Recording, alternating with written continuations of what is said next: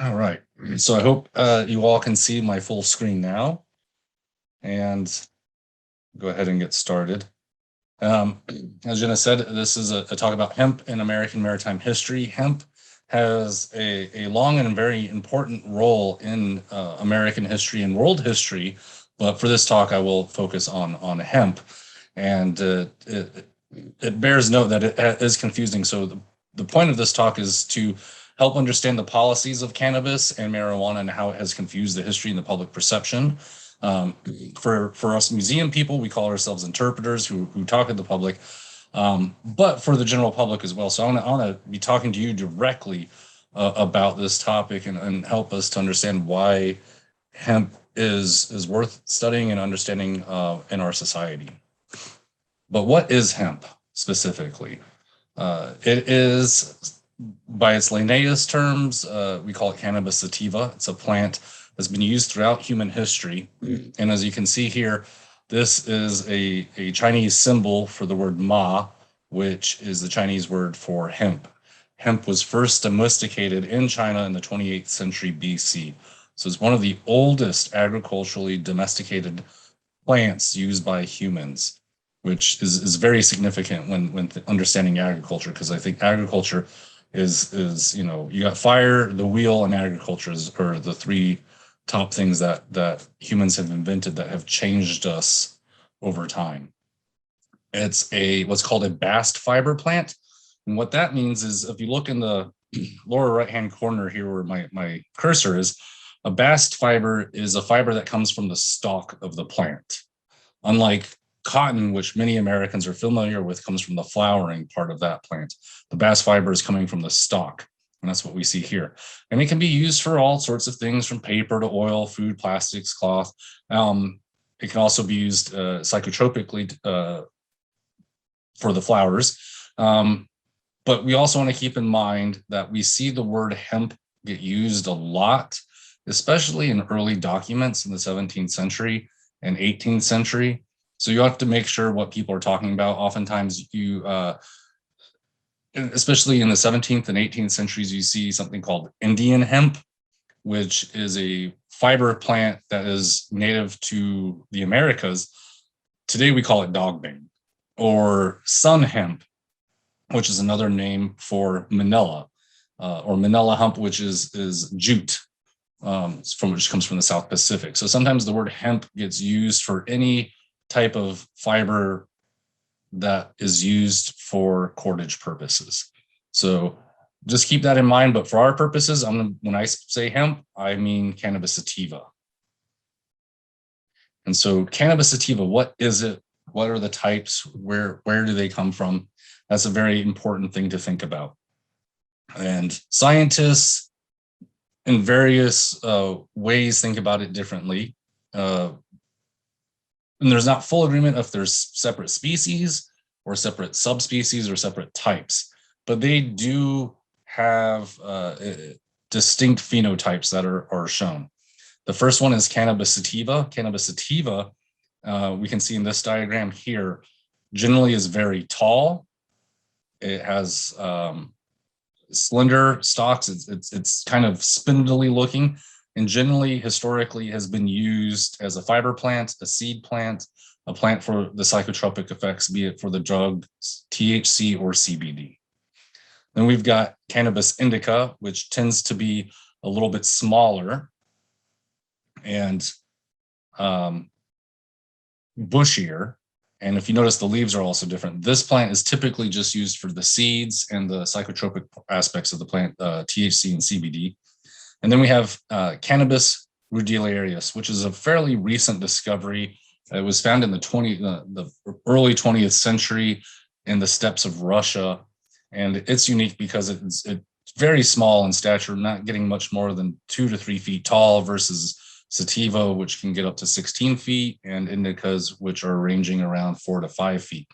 The other thing that's unique about rudilarius compared to the other species is it begins its flowering stage at a specific age in its life, whereas the other two species they don't flower until they've hit a certain amount of daylight versus darkness. which coincides with the seasons. So as we go from go into a shorter day, going into the fall after the summer solstice, the plants are triggered to flower the process. So are these different species or different types? That is hard to say. But for most people, what I like to do is give the analogy of the domestic dog. Most people understand that dogs are dogs, but different dogs are used for different purposes. And depending on how you've bred the dog and trained the dog, will lead you to a specific outcome. So here we got a picture of an Australian Shepherd. That is a dog that is used to specifically take care of a flock of sheep. It looks out for predators. It helps the human to chase down runaways. Very useful animal. And then we also have, this is a Chesapeake Bay Retriever, so from Maryland, which is a dog that was bred to go into the water after you shot a waterfowl and bring it back to you. Those are very common. And so these two dogs have specific purposes. They've been bred for that. You're not going to take a dog that's been bred for another purpose, say for companionship, like a Chihuahua or a Pug, to go and do these activities. That is ridiculous. Same applies with hemp, or cannabis, I should say. Some cannabis is used as hemp. Some cannabis is used as, quote, marijuana or for the psychotropic effect. So that's one way of understanding this. And from there, there's also some other botanical things we need to understand that will help us when looking at the horticultural practices of hemp and what it provides us. So what we've got here is a nice little drawing of cannabis plants. Cannabis is a dioecious plant, which means it has female flowers and male flowers that grow on separate plants. Not all plants do this. It's a very unique thing, and it's a wind pollinated, so it doesn't rely on insects or birds to pollinate it. And so the picture up front, this one that's very close that I'm putting my cursor on right now, this is the female plant. It produces these little flowers that have the ovum and the stamens, not the stamens, excuse me, the pistils that come out to collect the pollen. And once it's pollinated, it begins to develop the seeds, which you see right here at the bottom of the screen. The male plant, which is right behind it, produces these yellow flowers. And here's a better view of what the flower looks like when it opens up. And it releases a lot of yellow pollen. And oftentimes this gets confused with the horticulture practice because of with the drug production, you generally don't want the male plants around. You want only the female plants to be around. And so because it helps produce more of the drug. So when looking at historic documents, sometimes you see remove the male plant at a certain stage, and a lot of people will assume that means they're growing for drugs. And I'm going to go into a bit more detail on this and the confusion, but that's not the case. The main reason why you're pulling out your female plants or your male plants is because they're smaller in stature. And that's very important for what happens next for our maritime purpose, is we're after the fiber. We want the fiber to produce lots of important parts of the plant. So we got horticulture as the next aspect of the difference of these two plants. One, you've got a hemp plant that's growing for fiber. It's grown very, very close together. It grows very tall. You can see this picture. Here's this gentleman standing right here, and the plant is towering over him at probably 16 to 20 feet. That's a fiber plant. You're getting a lot of good, strong fiber out of this crop. And that's what you want for good cordage, for fiber production, for textiles, for making sails. This is what we're after in horticulture purposes. For growing hemp for seed or for psychotropic purposes, you generally grow them further apart, as you can see on the picture to your right. And you have a lot of flowers and a lot of bushing, because what you're after is the flowers that are either producing the seeds or producing the cannabinoids that we call THC and CBD, the psychotropic drugs. So looking at these horticultural differences is also important in understanding what the end product and result is going to be. So you've got the breeding and you got the horticulture. So just like with the dog, you've got breeding and you've got training. So that's a good example to help understand these differences between the plants. Now, next, when it comes to hemp, we have to understand the processes of what we're trying to do. Is the end result is getting that nice fiber to produce a good rope and good sails.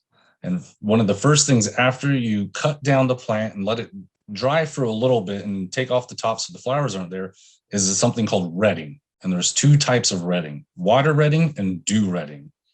Water retting, as you can see in this picture on the left, as you have people taking bundles of stalks of hemp, taking them to a river and submerging them for anywhere from 12 to 14 days. When you start seeing the outer skin of the stalks starting to peel away, and then you know the plant is ready for the next stage. Then we've got dew retting, which is on the right-hand side. Dew retting is letting the stalks lay in the field. Dew falls on them after they're harvested and the end of summer, beginning of the fall, and you flip them over to get wet. And what retting is doing is a process of rotting. The bast fiber, you got the fibers on the plant that are on the outsides of just inside the skin and on top of the woody, what is called the herd of the plant. And so those fibers are stuck there with a cellulose that's like glue. And so the retting process helps break down that cellulose, so that way the fibers can be extracted from the woody part. And that's done after you ret it, and then you're going to dry it again. The next step is breaking it. And so here we have a gentleman, who's got these big stalks of retted hemp, and he's put them in this device, which is called a break. You can see it's quite large, and you can see this big stack, what is often called a shock of hemp behind him. And he's going around and bashing the hemp, breaking the woody herds, and they're falling down to the ground. And what's left is the fibers. So if anybody in the audience is familiar with flax, and I saw the quiz earlier about how much flax Maine grew, hopefully some of you are aware of that. Many of the processes of doing hemp is the same as flax. It's just the tools are bigger because the plant is much bigger. So after we've broken the woody core from the stalks, and what we're left is the fibers, we go to the next stage, which is hackling. And hackling is, we got what's called hackles, which are these, it's hard to see in this picture. It's the best picture I could find though. Right in here, you can see there's these metal tines sticking out of this wooden board. And this woman or man is swinging the fibers through that. It's basically combing the fibers. And what it's doing is it's removing the excess amounts of woody herd and getting all the fibers in a straight line in order, because then after you get it all hackled and you have your loose fiber, the next you're going to start spinning it. And then from spinning it, you can take it and use it into making rope or other textiles. So again, just with like any other kind of fiber, these are similar processes, be it flax, which is very similar, cotton or wool. Often in wool, this is the carding process. So if anybody's familiar with wool, this is analogous to carding wool before you go to the spinning stage. So how does it work in the history of the United States and America? So I always go back to the 17th century. That's when, thinking about the English and they first arrive, start coming to the colony and colonizing and making their way around the world. This is important to understand because hemp is used throughout the ship. And since this is a maritime museum, I've got a nice painting. This is a painting of the Ark and Dove, the two ships that were used by Leonard Calvert to sail across the Atlantic Ocean on behalf of his brother, Lord Baltimore, to establish the colony of Maryland in 1634. Just to give you a sense of scale, the Ark here is a 400-ton vessel, and the Dove is a 40-ton vessel. And the Mayflower is, if I remember correctly, is a 280, around a 300-ton vessel. So the Ark is significantly larger. And the hemp is used for the rigging, all types of rigging, be it the running rigging, The running rigging being those lines that are being hauled on by sailors to move the sails, to adjust the sails, to pull up the anchor, all those lines that are running. You got the standing rigging, which is the rigging that is usually tarred. So it's usually black in appearance, and that is holding up the masts of the ship to keep them stable. And that's very important. Then you have the sailcloth, which is usually made of canvas, a type of hemp product. So you've got all the rigging. So that's all the rigging. And then you have oakum, which is the parts of the hemp fiber that aren't the best for turning into rope or cloth, or it's old rope that's been pulled apart, and it's then pounded into the seams of the wood and then laid with tar or pitch to help seal all the seams in the ship. So all the planking in the hull, on the decks, all of that is done with oakum. This is a lot of work to produce this much hemp. And in the 17th century, there was a man named Samuel Pepys who was the Secretary of the Navy. And he was an administrator. He was not a maritime person. He was not a sailor.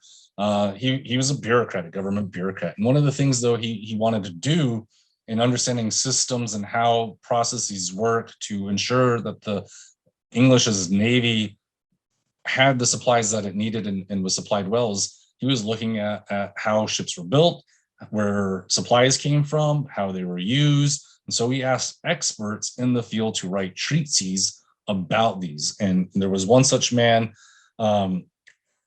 named Anthony Dean, who wrote the Doctrine of Naval Architecture in 1670. And so that was more than likely, it was Pepys who helped encourage him or wanted this done. And we get a lot of great information on understanding maritime ships and construction from the 17th century from this treatise. One of the most important things to think about, though, in regards for our talk, is the rigging. He gives the example that a 200 to 300 ton vessel, keep in mind the Ark is about a 400 ton vessel, the Mayflower, or a 250 to around 350 or 300 ton vessel, just to give people some scale and thinking about that. So a 200 to 300 ton vessel requires about 5 tons of rigging. 5 tons of rigging. So to build a ship, you need a good supply of wood, you need a good supply of iron, and hemp. And when you start thinking about that and start thinking about all the ships that are traveling in the 17th, the 18th century, as the Atlantic world is expanding and we're seeing people traveling all around the world, there's a huge demand for hemp. And in many ways, to help us understand it in the modern sense, it's not a direct correlation, but hemp is as important at this period in time as oil is us today. Without hemp, you're not getting all these ships going on. And this is going to lead to a lot of important economic developments, strategies, and defense for the United States of America. So keep that in mind. Also in the 17th century as well, because there was such demand on hemp, there were certain laws that were passed. Here, specifically looking in Maryland, one of the first laws that was passed is the Act for Encouragement of Making of Hemp and Flax, which was passed in 1671. And it's important here more for textile purposes, because sometimes people think that flax and hemp are very distinct at this time period. But when looking at this document, you can see that hemp and linen can almost be used intertwined, especially when it comes to clothing. And so that's one important thing. And then it can be used medicinally and whatnot. So that's our first stage. Next, though, we start seeing the promotion of hemp in the 17th century expanding throughout the colonies. And so Thomas Budd in the late 1600s produces this book about encouraging people to come to the Pennsylvania, New Jersey area to build a prosperous colony and whatnot. And he's promoting hemp. And one of the things he's using to talk about hemp is, one, it's important because we can then sell it back to the countries in Europe. The mother country, England, needs it. Two, he has an altruistic vision of life, in that he wants to provide an education for many of the poor children in the area who are probably orphans and whatnot. And so he has this idea of let's grow hemp and have a hemp processing facility where all the children can go and do this work, understand the techniques of growing hemp, and then we'll teach them how to read and write, and we'll sell the product to pay for the school. So that was a pretty interesting spin of promotion of hemp. Next, we really begin to see the promotion of hemp is in the 18th century. Queen Anne takes control of England, and soon thereafter, she is in a war with France, which is not unusual. England and France do fight a lot. But there's grave concern that there is a lack of hemp for the Royal Navy. And so England really wants a good supply of hemp. And this is the first time that we see the Queen promoting hemp, not just in Maryland, but many other colonies. But this is specifically a photocopy that I got from the Maryland State Archives for the Maryland legislature, Queen Anne's direct promotion and encouragement of making hemp and flax in this province. And one of the problems, though, with growing hemp, or I should say processing hemp, is back to the retting process, where I mentioned those two types of retting, the dew retting and the water retting. Well, for maritime use, water retting is best.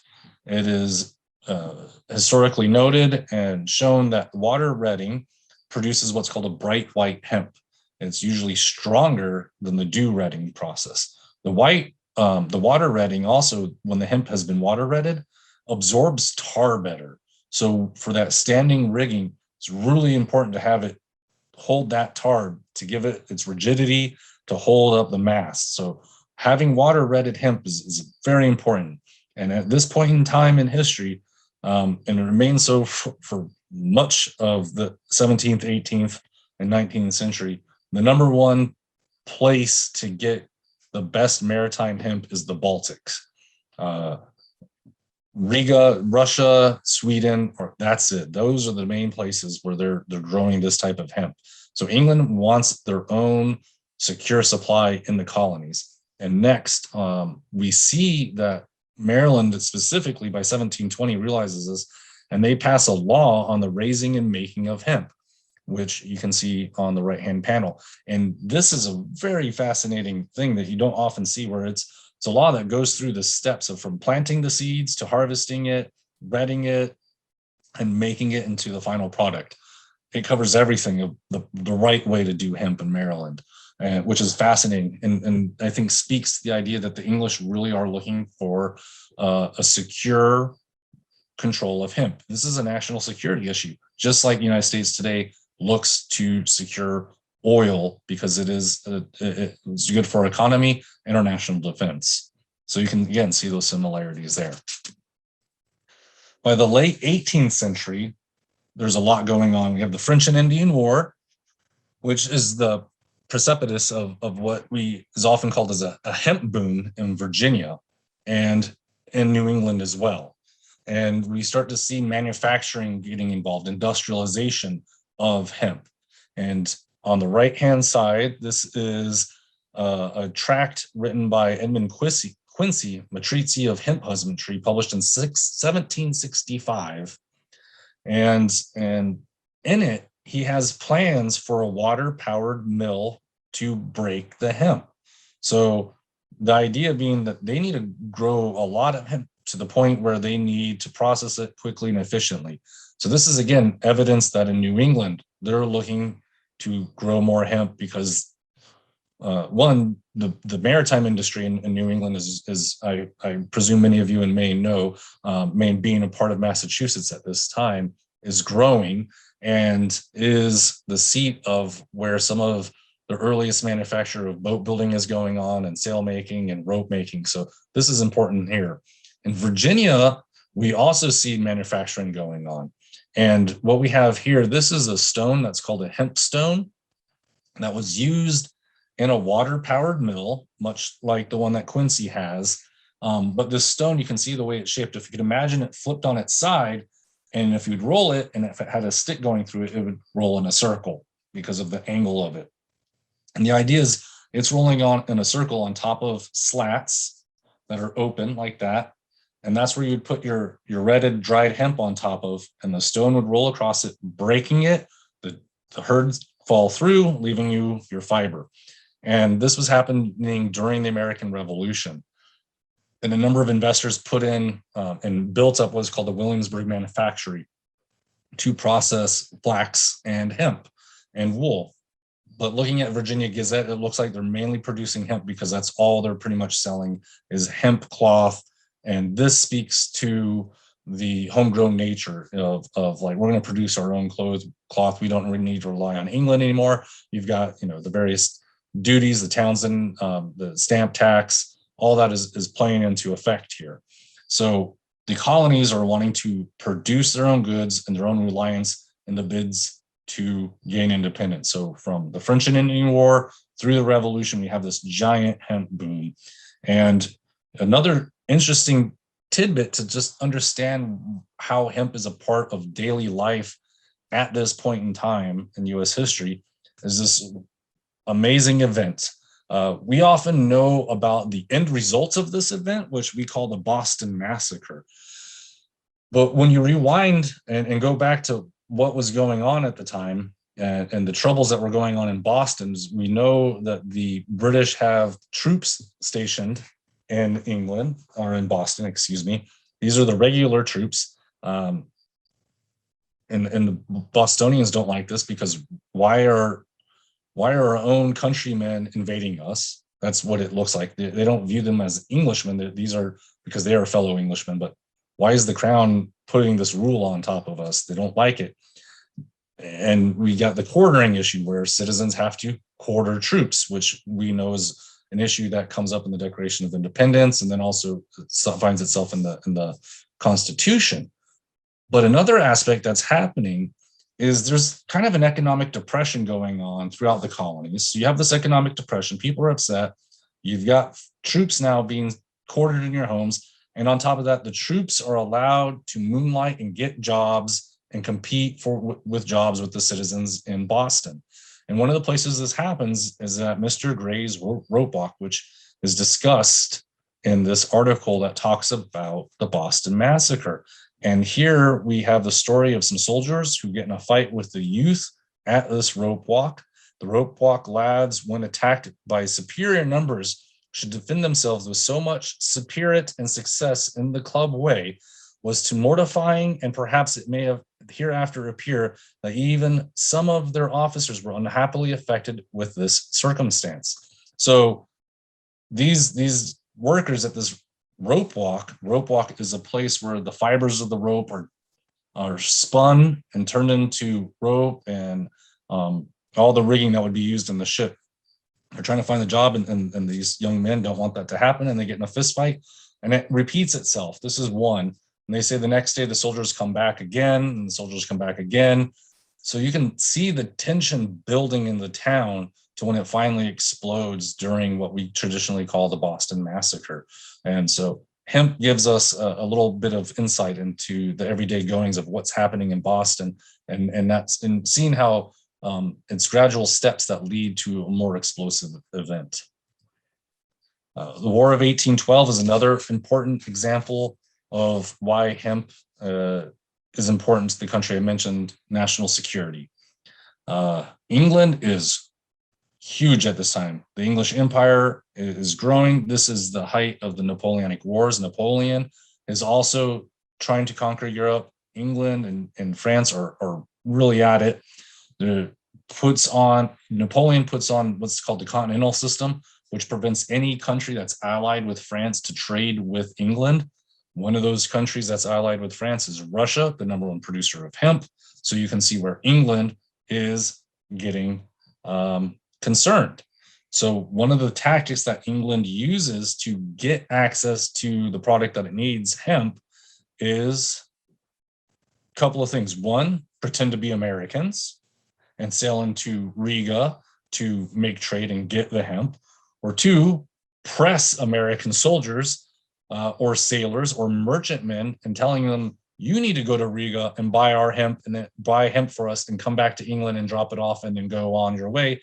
And if you don't, we'll press you. If not, we'll pay you some money. So you can see this is putting American merchants in a bind, and really, again, highlights the national security issues around hemp, both for the United States and for England.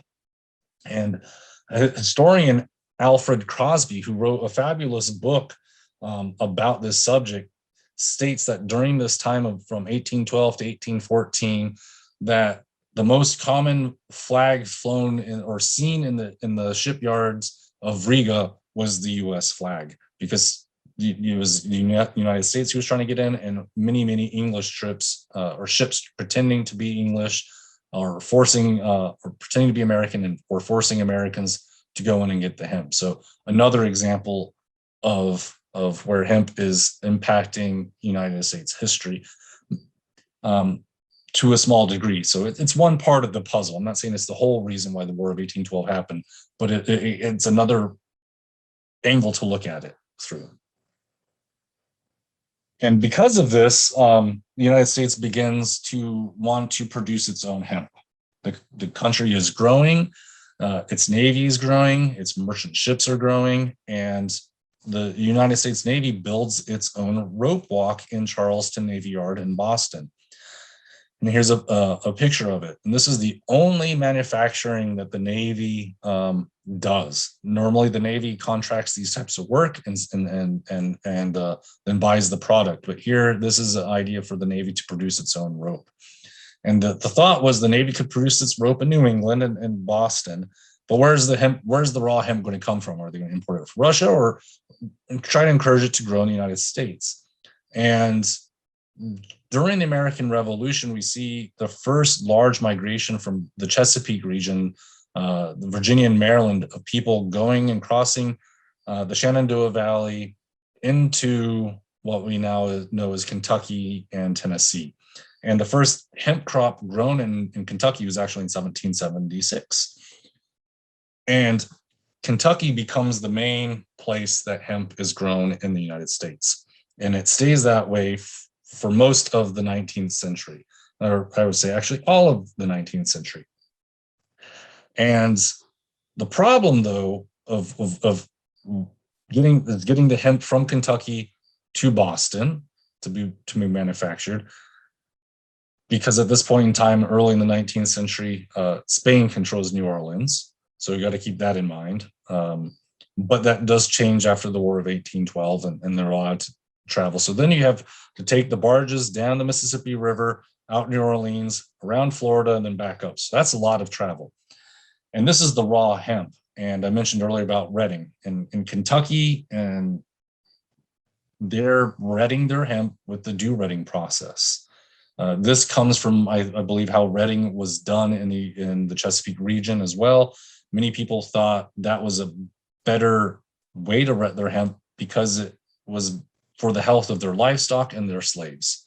The thought that a water retting sometimes is said to produce a smell of rotten eggs, which was viewed to be bad towards the health of animals and slaves. So that was the main reason why in Kentucky they were probably still doing this dew retting hemp.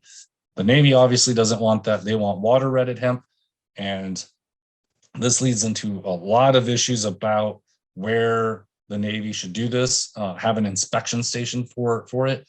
And the senators in Boston, or Massachusetts, excuse me, wanted the inspection station in Massachusetts, whereas the senators in Kentucky, like Henry Clay, wanted it to be in Kentucky because it would benefit the farmers there. It makes more sense, I think, also to have it in Kentucky because the farmers can see it, get inspected, and know exactly what they're doing right or what they're doing wrong, and then could change it. But unfortunately, that never happens. And this experiment fails miserably. And the United States is still reliant upon Russian hemp. Second, we have beginning of steam power coming in. We're leading up to the American Civil War, which is going to put a huge pressure on all of these states on their agriculture outputs.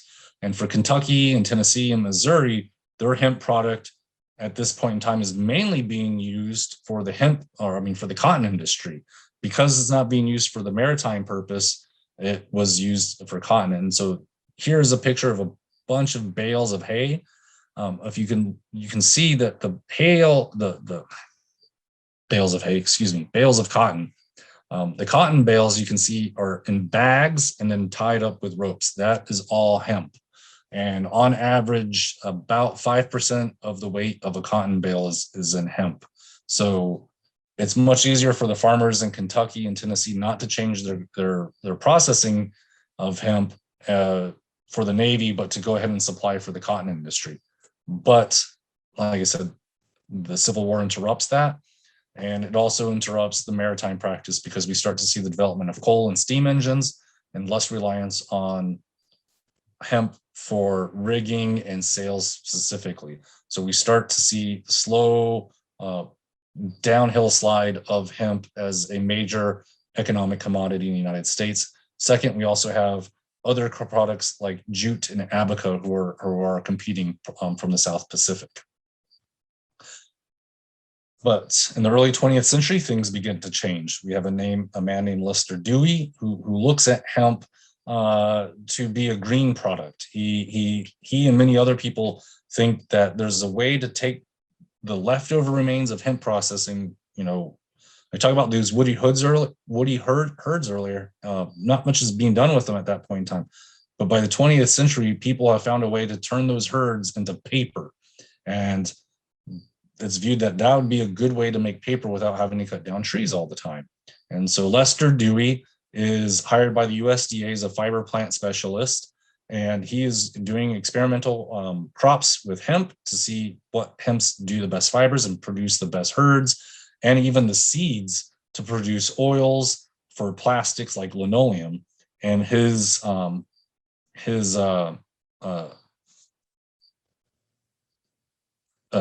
scientific research is the fields of this hemp are grown in this area of Virginia.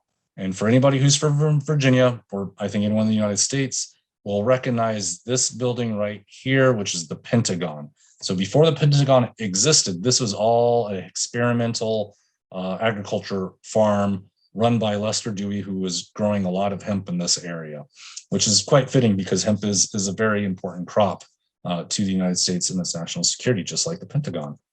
And it's soon after this that we see the next big hemp boom, which is going to be happening. Excuse me, I got ahead of myself. This is the 1920s. What we begin to see right after Prohibition is the demonization of hemp. It's a man named Harry J. Anslinger who worked for the Prohibition Office. He was the first director of the Federal Bureau of Narcotics. He was a very good officer during Prohibition and worked with England to get them to help prevent alcohol smugglers from the Bahamas to bring in alcohol into the United States during Prohibition. After that ended, he needed a new job. He was able to show himself to the Treasury Department that he is good at that type of job, and he begins the enforcement of preventing drugs like heroin and cocaine. But he also takes on the idea of cannabis and hemp. And in these efforts, we see him latch onto the idea that this plant hemp is now being called marijuana, which is a word that is of Spanish word, and the origin is from Mexico. And the thought is this would be a good way to help prevent Mexican immigrants from coming to the country because they're using marijuana, which is an illegal substance. And hemp gets wrapped into this in the legislation. Anslinger is more focused on this drug that he believes is a menace to society and doesn't care if it impacts this other industry of hemp, which is the fiber, the woody part, and the seeds. And lots of newspapers are being published at this time talking about the horrors of cannabis. I would say mainly Hearst newspapers who are doing this because the Chicago Tribune at this time is investing in hemp to produce newspaper. So you can see a little bit of industrial competition going on there. And you have movies that are being produced talking about marijuana and confusing people and saying how dangerous this drug is. Harry Anslinger even goes so far as that, unlike heroin or opioids, which are like Dr. Jekyll and Mr. Hyde, where some opiates have some good use to them and heroin doesn't. It's a horrible drug. He says marijuana is all Jekyll, no Hyde. So it's pure evil in his eyes. And so that makes people want to not grow it, even if they still kind of quasi could, because of the Marijuana Tax Act did not fully ban hemp or cannabis, but it made it very difficult for people to do that. Second, you're growing this drug that is very, it's been demonized. So why would you want to grow this plant if you know it would have these impacts on society? But by World War II, there's a need for hemp again.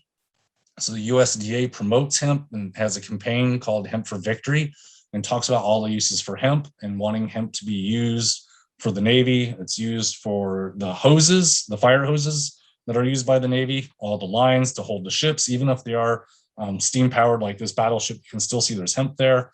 And another interesting thing of the webbing, a lot of the webbing that's used to hold cargo on the sides of the naval ships, and even in the parachutes. The parachute itself is silk, but what's holding the parachute to the person, the lines holding that in between, that's usually made out of hemp because it's quite strong. And then the webbing that's holding the backpack of the person, holding the parachute to the person, is also hemp. So there's a lot of uses of hemp, and they even produced a movie about it. And it goes into all these aspects of why they want hemp for the war effort, encouraging people to do that, but to also maintain the Marijuana Tax Act, to register with the government that you're doing this because it is still a dangerous drug. After World War II ends, the drug industry or the hemp industry really goes downhill. And in the 1950s, we don't hardly see anyone growing hemp. 1967, though, we do see Colonial Williamsburg is trying to grow hemp because they understand the valuable history of it. And as a living history museum, they want to do that. But unfortunately, the staff is arrested for growing drugs. And they go to court. A grand jury, though, rejects the case because they're able to show that they're not trying to grow drugs. They were trying to grow hemp to turn into rope because they wanted to learn how people made rope during the American Revolution. And this is how it was done. So it's quite fascinating to find this news article. And I even talked to some of the men who did that. And then soon thereafter, in the 1970s, the U.S. Department of Justice begins the Drug Enforcement Agency. The Controlled Substance Act, Section 802, defines all cannabis as marijuana. It's a class 1 narcotic, making it the same as heroin, and there's no distinction for industrial use. So this is the death nail, if you will, to the hemp industry in the United States. Once this happens, there is no hemp being grown. No one's trying to grow it. It's even very hard to import it. And that lasts through the mid to late 80s. And then we start seeing people questioning that law, questioning the validity of the law and the resources the government's putting towards enforcing a total cannabis or hemp prohibition. And Jack Hare writes this book, The Emperor That Wears No Clothes. It's a good book and getting people to start thinking about it, and it explains many of these things, although I'd say this book does a little bit more hype and almost making cannabis a panacea for all of our world's ills, when really that's not the case. It's just another plant that we can use, and if used properly would probably be very viable in helping to replace oil in some regards for plastics, and it's much cleaner and give farmers another crop that they could grow. And then we have Representative Ron Paul from Kentucky, who starts the process of trying to legalize hemp again with this Industrial Hemp Farming Act. We start to understand the chemicals behind the plant, the synthesis of THC happens in the 70s, so what chemical actually makes people high. And then we have, by 2006, researchers who are able to show with young seedlings, they could take a little sample of the plant and determine very quickly if the plant is going to produce a lot of THC or not. So again, that's another tool that would say, hey, we can make a legal distinction between these two plants. Why not do it, and let's encourage hemp? And it's not until the 2014 Farm Bill is signed into law by President Obama, that hemp is federally recognized separately than marijuana, and states can legally grow hemp provided they are following certain restrictions and mandates. And there's a lot of documentation to this. But this begins the growth of the return of the hemp industry in the United States, which has been lagging behind Canada. Canada for the last 20 to 30 years has almost doubled their hemp output every year to help meet US demand. We're getting tons of hemp from China. And again, of course, the Baltic is the main reason. And you can see hemp everywhere nowadays. It's ubiquitous. And our country isn't producing as much as we are consuming. So hopefully that will alleviate that. And then Mount Vernon is the first museum in the United States to grow hemp. And this is me standing in their first legally grown hemp crop in 2019. And the reason for this is George Washington grew hemp. He grew hemp specifically to clothe his enslaved laborers. This was for him a way to cut costs. So he wanted to grow hemp to do that. Thomas Jefferson did the same thing. And I want to go ahead and head off this question. Were they growing marijuana? There is no evidence that they were growing marijuana. There's no evidence that they were using this for psychotropic purposes. This is purely for fiber purposes, because it produces a strong fiber that is very useful for people who are doing hard labor, like enslaved people would be doing out in the fields. And with that, I think the next thing that would happen especially for this audience in understanding hemp and rigging is, I found out from our captain of our Maryland Dove, is that new synthetic fibers are starting to replace steel wire in like yachts and whatnot. And the way those new synthetic fibers work is much more like how hemp used to work. So understanding how the knots work, block and tackle and all that system are coming back, not because of hemp, but because of synthetic fibers. But understanding these maritime traditions and how fibers work, I think will give people an advantage, especially in the museum industry, into the private sector of how these new fibers are going to work, because they're very similar to old ones. So thank you for your time. And I think we got a bit of time for my questions. I think I went a little long. I do apologize. Thanks, Peter. That was great.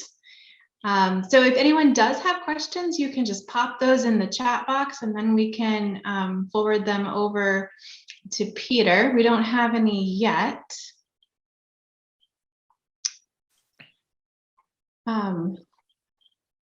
Do you happen to know anything about, are there any museums in New England that have taken on growing hemp? Not that I'm aware of. Mount Vernon right now is the only museum I know that is actively growing hemp. I know other places are looking to do that, but again, it depends on the state law as well. So there's still some hiccups. And typically, like what Mount Vernon had to do is they had to work with the University of Virginia, who has a deal with the DEA. So they have to get their seeds from the University of Virginia, say where the crop is going to be grown. They have to allow researchers to come onto the property to ensure that it is hemp and not marijuana. So there's still some things that could make it a little bit difficult for museums, especially smaller nonprofit types. Whereas Mount Vernon has a little bit more the gravitas because of what they do. Sure, definitely. Can redding be done in salt water? That is a good question. I have not come across anything to talk about. Usually it's freshwater, it's usually ponds, it's usually freshwater streams that I see redding. I've not seen anything for saltwater. And then you get the issue of brackish water. And so I don't know if that would play an effect. I have not seen much in the literature, in the primary sources from historic records that talk about that. That could also be a reason, now that you bring that question up, it never really got me thinking about it. But now that I am thinking about it, I wonder if that was another reason that dew redding was used more often in the Chesapeake region than freshwater. Because in the Chesapeake, there is not a lot of fresh water, especially in these areas where a lot of the larger tobacco plantations were. We're all what's called the Tidewater region, which is very brackish. So, but in New England, where there's, I think, more freshwater streams, it would have been possible. So, sorry for not a direct answer. It's fun when the question gets us thinking. So there's another question here. You mentioned the Maryland Dove. Are any replica vessels using authentic hemp lines? And someone else did say that the Mayflower too uses hemp ropes. I don't know. I know we don't on our Maryland Dove, and I've talked to our captain about it. And when I was doing my research in grad school, I did talk to other places about that. And if Mayflower 2 is doing it, that's really cool. I wonder how much they're actually using, because it would be very expensive because a lot of that has to be imported. It also, I know, compared to the synthetic, there's like a synthetic hemp rope that we can buy, and that's what a lot of, like, I know we use. I think that's what the people at Jamestown use. And it looks like hemp, it kind of acts like hemp, but it's not. Tends to also have a longer lifespan than actual hemp does. So for museums on a budget, yes, it would be more accurate to use hemp, and I would like to see them use hemp, but I also understand financially why they would probably go for the synthetic, because it's cheaper and lasts longer. Can you speak the diameter of the hemp stems you are familiar with? Okay. So if you're growing for fiber processing, you don't want your stems too thick. Like, I'm going to say my pinky, and I know that's a horrible analogy because you can't really tell how big my pinky is, but just a few centimeters. You don't want anything too thick, like a more than an inch. You want it less than an inch, the stalks. So that's why you're growing them so close together, because if they're growing close together, they're going to grow tall and skinny, and that allows for an easier break. The thicker the plants get, the harder the herd is, and it's much harder than to process to get extract the fiber out of it. So the thickness is not what you want. Thicker and little branching. The more branching you have, the smaller your strands are going to be, because the strands are in between the branches. So the longer and thinner your stalk is, the better off you are. So less than an inch for diameter. That was one of the things I noticed at Mount Vernon, that their crops were probably too far apart. Also, when talking to the interpreters at Mount Vernon, when they grew their first crop in '67, they realized that in their second crop they're going to plant closer together. They never had a chance to grow the second crop because that's when they were arrested. But that was one of the things they also noticed, is that you have to have them really close together to get them skinny. Good question.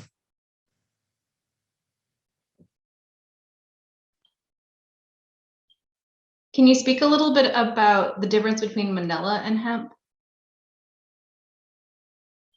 Manila, if I remember correctly, I mean, it's native to the South Pacific, and it's not a bast fiber, and but it does float, and it's a little bit more saltwater resistant, and so that's why you see in the late 19th, early 20th century a switch to manila for maritime use, because it does have that quality to it.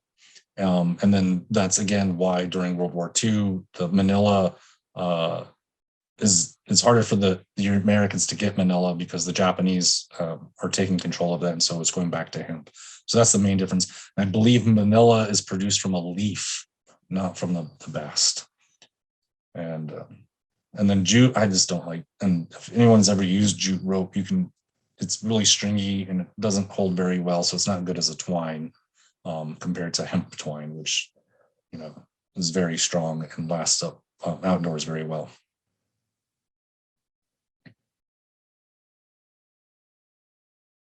What did they use for the tar before petroleum was available? The tar came from boiling down pine trees. So like the Carolinas, that was one of the things they were producing. So your forests for timber purposes, aren't just producing the timber, like, so your pine forest, your pine trees are mainly going to be your masts. You're not going to use pine trees for the hulls of your ship, but then you're also going to use your pine. Pine is a very resinous plant, and that's where you're going to get your pitch and tars from pine trees. Good question.